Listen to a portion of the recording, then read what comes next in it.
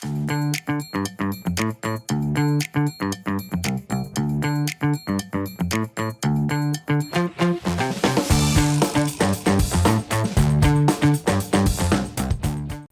because a project is a good idea, does that mean it's a good idea right now? In higher education, we often encounter exciting opportunities. A new program, a new technology, a new service, or a new initiative may seem like exactly what an institution needs. But before investing time, money, and resources into a project, there's an important question to answer. Is it feasible? Welcome back to the channel. And if you're new here, I'm Dr. Katie Linder, a certified project manager, change manager, and coach who works full-time leading and supporting teams in higher education. On this channel, I offer real-world examples of how project management translates into the higher ed environment. If you're looking for ways to use project management tools and skills, both professionally and personally, to bring more ease to your work and life, you're in the right place. Feasibility is an assessment of whether a proposed project, initiative, or idea can realistically be accomplished given the available resources, constraints, and circumstances. Notice that feasibility is not the same thing as desirability. A project may be highly desirable, people may strongly support it, it may align perfectly with institutional priorities, but if the organization lacks the resources, capacity, funding, expertise, or time needed to make it successful, the project may not be feasible, at least not right now. This is why feasibility is such an important part of project planning and decision-making. One way to think about feasibility is that it helps answer the question, can we actually do this? For example, imagine a university is considering launching a new online degree program. At first glance, the idea may seem promising. There may be student demand, strong academic expertise, and alignment with strategic goals. But before moving forward, leaders would likely want to explore several important questions.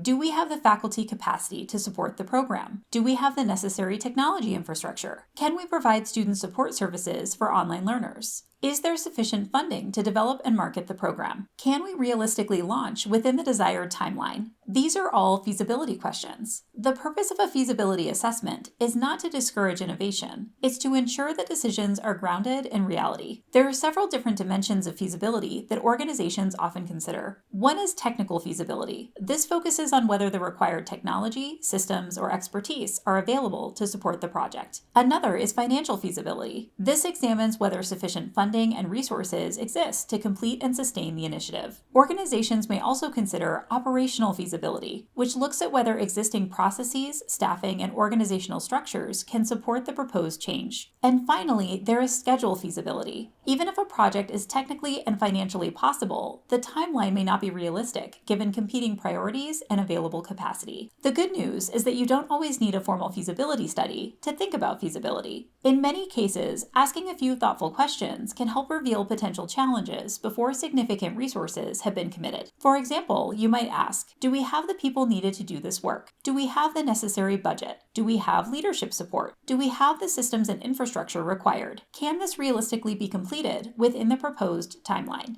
The answers to these questions often provide valuable insight into whether a project is ready to move forward. One of the biggest benefits of evaluating feasibility is that it helps organizations avoid costly mistakes. It's much easier to identify obstacles before a project begins than it is to discover them halfway through implementation. Feasibility assessments can also help leaders prioritize among multiple opportunities. In higher education, there are usually more good ideas than there are resources available to support them. Understanding feasibility helps institutions determine which projects are most likely to succeed and which may require additional planning before moving forward. Now, it's important to remember that a project being infeasible today doesn't necessarily mean it will always be infeasible. Sometimes a feasibility assessment identifies gaps that can be addressed over time. Additional funding may become available. New staff may be hired. Technology capabilities may improve. Organizational priorities may shift. In those situations, feasibility assessments can help organizations identify what needs to happen before a project becomes viable. At its core, feasibility is about making informed decisions.